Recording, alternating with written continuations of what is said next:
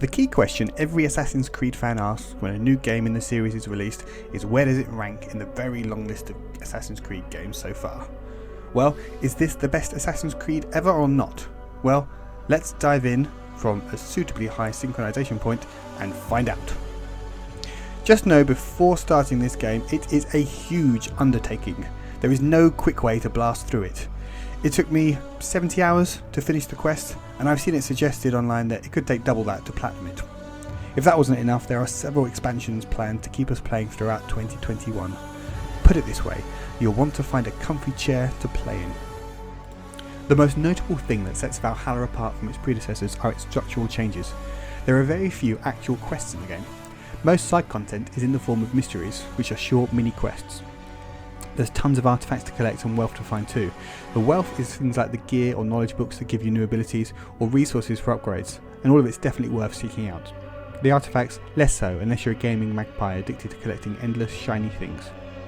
There's only ever a small number of main quests to tackle at any one time, and then everywhere you go there are the mysteries dotted around to solve. Now usually these are humorous interludes that are a fun way to gain XP.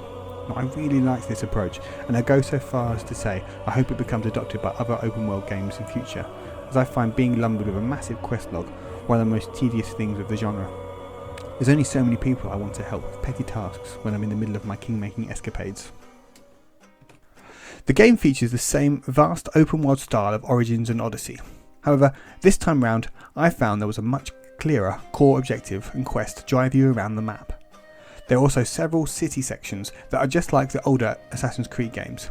Here you get to learn about mysterious figures at work, uncover their identities, track them down and take them out.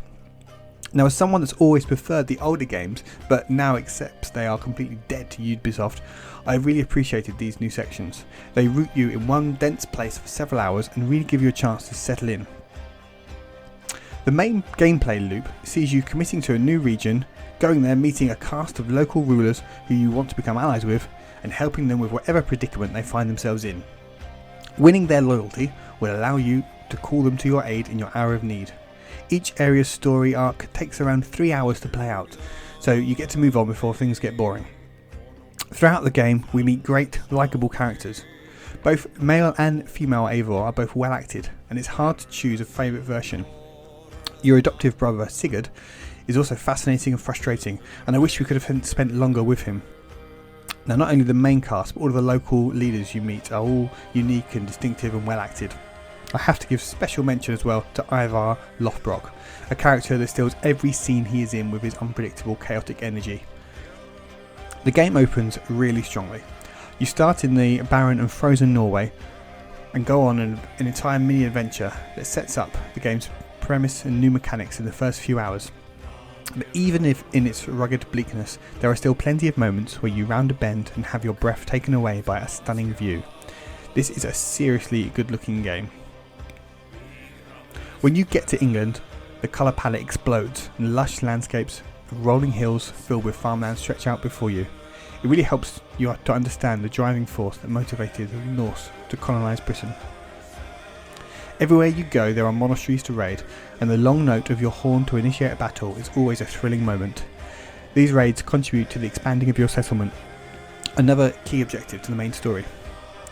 Now, some may find the many story arcs repetitive, but I found each region's quest and geography was different enough to keep things interesting, and the revolving door of new characters keeps it fresh. It's like watching a TV box set where every episode has its own standalone story, but it all plays into a wider overarching narrative. Now, it's no spoiler to say that narrative involves your settlement of England, with the series fixtures of the Order of the Ancients and the mysterious First Civilization lot in there too, providing a link to the wider lore. Now, fans of Assassin's Creed lore are very well served in this game. There are a lot of callbacks to previous games in the series, and a lot of mysteries get resolved, obviously with new ones set up in turn. I'm definitely excited to see where the series goes next, though I do wonder what a newcomer would make of all this. As I've said, it's a very generous game with several additional areas in addition to the main map that honestly could have been their own paid DLC and I wouldn't have minded or felt shortchanged. There is a paid XP boost, but I can't see for the life of me why anyone would ever need it, unless you're a fool that likes to throw away money, in which case, well, fill your boots. The combat in the game, it does start a bit dull, especially after playing Ghost of Tsushima with a fully skilled up badass Jin Sakai. But hey, you're not meant to be a graceful samurai, you're an axe-wielding Viking. And as your abilities grow, the combat becomes much more satisfying, and the entire encounters can be handled just by chaining together some really cool looking special moves. Though I would have liked a bit more of a reason to experiment with different weapon combinations. Now, if it wasn't clear, this game is utterly gorgeous. Ubisoft have captured England in its most colourful autumnal beauty, and the lighting effects throughout are sublime. You'll be hitting the share button a lot to grab screenshots. Now, quest related bugs did occur a few times later on in the game where things wouldn't load properly, but I found fast travelling, refresh things and move things on each time, so it wasn't really a problem. I did experience 2 hard crashes in my time playing the game, but over 70 hours I don't think that's too bad. Now, I did play the game at launch and then over the couple of months that followed, so no doubt Ubisoft will keep patching any remaining issues. There are, however, the usual Assassin's Creed janky traversal issues, as you find yourself gracefully scaling a cathedral, leaping from its spire, but then getting stuck on a nearby fence. So, is it the best Assassin's Creed ever? Well, yes, I'd say so. Personally, I found Origins and Odyssey to get a bit boring by the end. They created huge worlds, but they failed to come up with a compelling reason to travel around them. Here, though, there's a simple, clear and compelling adventure with deeper mysteries at its heart. I enjoyed spending time with all of the characters, and I can't wait to see where the season pass takes us next. There's some really cool payoffs for long-time fans of the series, and the blending of open world and smaller city sections combine the older style of the game with the new format. The structural quest changes keep the main quest front and centre. So if you're prepared to invest the required time to see things through, an epic saga awaits you. I've been Laurie Eggleston, and for more opinions, videos, streams, podcasts and other gaming nonsense, check out the Crossplayers. All of these respectable online outlets on screen now. Thank you for watching.